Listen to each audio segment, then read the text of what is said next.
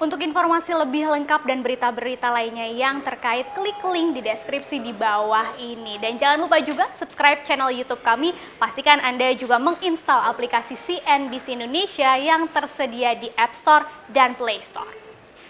Pembangunan infrastruktur secara masif yang selama ini digencarkan oleh Presiden Joko Widodo tentu membutuhkan dana yang jumbo ya. Bahkan untuk membangun infrastruktur dari tahun 2020 sampai 2024 ini diprediksi Indonesia harus mengeluarkan uang setidaknya sampai 460 miliar dolar AS atau lebih dari 6.000 triliun rupiah. Pastinya buat memenuhi kebutuhan dana sebesar ini nggak bisa dong hanya mengandalkan uang negara dari APBN. Sedangkan kalau kita lihat pendanaan swasta dari BUMN atau juga swasta secara umum, ini pastinya punya keterbatasan juga ya kan.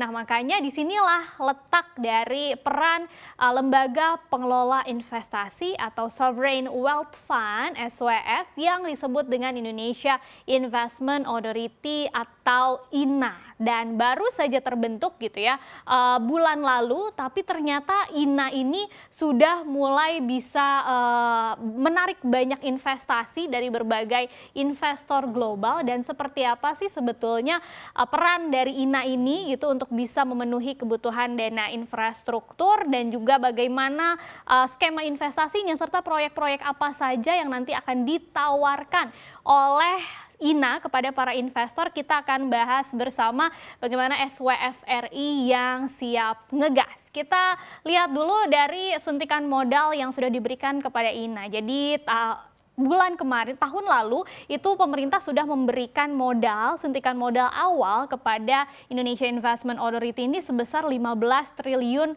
rupiah. Nah, kemudian nanti akan semakin bertambah dan tahun ini diperkirakan akan kembali bertambah lagi sebesar 60 triliun rupiah sehingga nanti totalnya INA akan memiliki modal dari pemerintah sebesar 75 triliun rupiah. Selain modal dari pemerintah, kemarin juga sudah ada kabar bahwa INA berhasil mendapatkan komitmen investasi dari Uni Emirat Arab. Bahkan ya ini kalau melansir berita dari Uni Emirat Arab, investasi ini diarahkan langsung oleh Sultan Al Nahyan sebesar 10 miliar dolar Amerika Serikat. Atau kalau kita rupiahkan itu mencapai 144 triliun rupiah. Jadi sudah sebesar ini nih dana yang masuk ke INA ya, SWF-nya Indonesia. Nah untuk itu nanti akan segera ditindaklanjuti lagi bagaimana sebetulnya komitmen investasi dari Uni Emirat Arab ini, termasuk juga nanti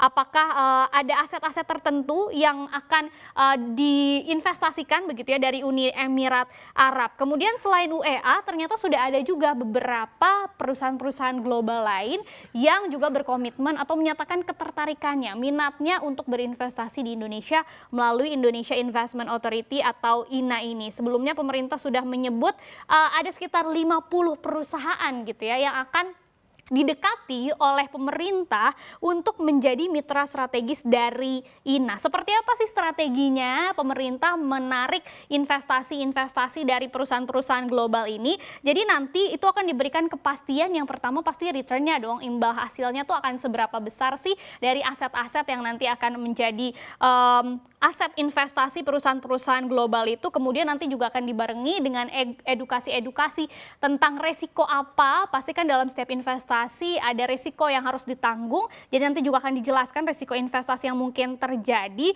dan makanya nanti akan dilakukan due diligence antara calon investor, kemudian dari pihak INA-nya sendiri dan calon aset yang akan diinvestasikan. Dan kepastian yang lainnya nanti juga bukan investornya aja nih yang akan berinvestasi, misalnya Uni Emirat Arab, tapi INA-nya juga itu nanti akan berinvestasi di aset-aset atau proyek-proyek yang ditetapkan begitu ya. Nah makanya dengan modal kemudian juga komitmen investasi yang tadi sudah beberapa masuk termasuk Uni Emirat Arab, diharapkan INA dapat segera beroperasi atau melaksanakan kegiatannya di kuartal 1 tahun 2021 ini. Pertanyaan selanjutnya seperti apa skema investasinya? Nah ini dia skema investasinya itu akan terbagi menjadi dua, jadi nanti disiapkan 2 dua skema seperti ini. Yang pertama itu adalah master fund, jadi investasi secara general atau secara umum, dan yang kedua adalah thematic fund. Nah, sesuai namanya ya, thematic fund ini jadi dibuat secara khusus untuk investor-investor tadi bisa melakukan investasi di jenis aset tertentu. Jadi memang spesifik atau tematik gitu ya, untuk tiap investor kan punya profil resikonya atau preferensi ketertarikan ke aset-aset tertentu. Jadi nanti INA itu akan bertemu dengan para investor-investor tadi dan memastikan nih aset mana yang akan cocok dengan tipe investor tersebut, pastinya dengan mengikuti standar-standar internasional yang sudah ditetapkan. Dan sebelumnya juga Menko Bidang Perekonomian itu sudah mengatakan ada beberapa perusahaan yang sudah tertarik nih dengan dua skema investasi ini. Misalnya untuk yang master fund sudah ada letter of interest dari International Development Finance Corporation sebesar 2 miliar dolar Amerika Serikat. Kemudian ada juga MOM dari Japan Bank for International Cooperation sebesar lebih dari 4 miliar dolar Amerika Serikat. Sementara yang thematic fund ada dari Kanada, yaitu dari letter of interest dari CDPQ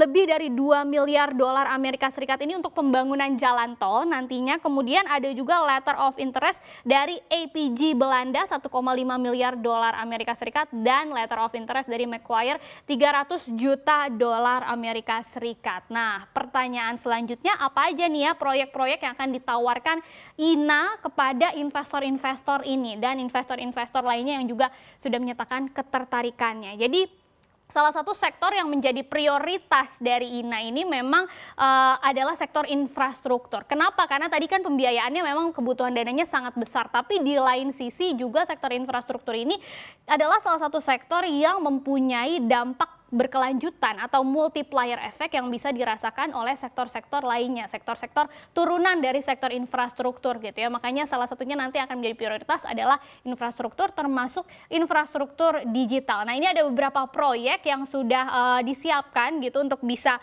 nanti digarap oleh INA dan calon-calon investornya. Misalnya dari jalan tol ada Jasa Marga, ini rencananya akan melepas atau melakukan divestasi jalan tol sebanyak 9 ruas tol ya. 9 ruas tol ini mulai dari ruas tol Medan Kuala Namu Tebing Tinggi, kemudian Jakarta Cikampek 2 Elevated, Semarang Batang, Gempol Pandaan, dan Pandaan Malang, serta beberapa ruas tol lainnya. Begitu juga dengan BUMN Waskita Karya melalui anak usahanya Waskita Toll Road, dan beberapa anak usaha lainnya juga akan rencananya mendivestasikan 11 ruas tol. Dan dengan divestasi ini yang diharapkan bisa juga diserap oleh SWF, itu perkiraan dana yang bisa dikantongi mencapai 31 triliun rupiah. Nah, apa saja sih ruas tolnya yang akan didivestasi? Misalnya ada Cimanggis Cibitung, kemudian Cibitung Cilincing, Ciawi Sukabumi, Depok Antasari, dan beberapa proyek jalan tol yang lainnya yang dimiliki oleh Waskita Karya selama ini, serta Hutama Karya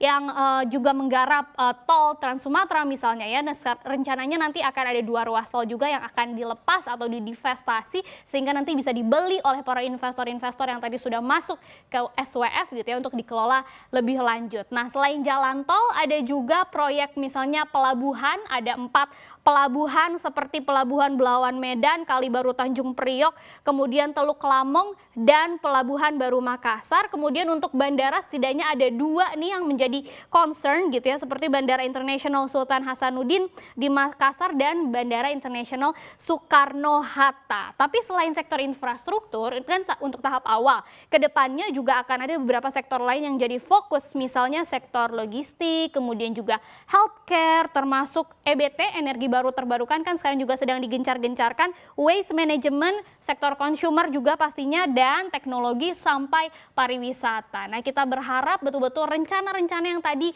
target-targetnya sangat ambisius gitu ya bisa betul-betul terrealisasi, karena tadi investasi ini kan salah satu komponen penting pastinya ya bagi pertumbuhan ekonomi Indonesia. Jadi kalau SWF-nya bisa berjalan dengan lancar, investasinya juga bisa berjalan dengan lancar, diharapkan pertumbuhan ekonomi kita juga ke depannya semakin terdorong.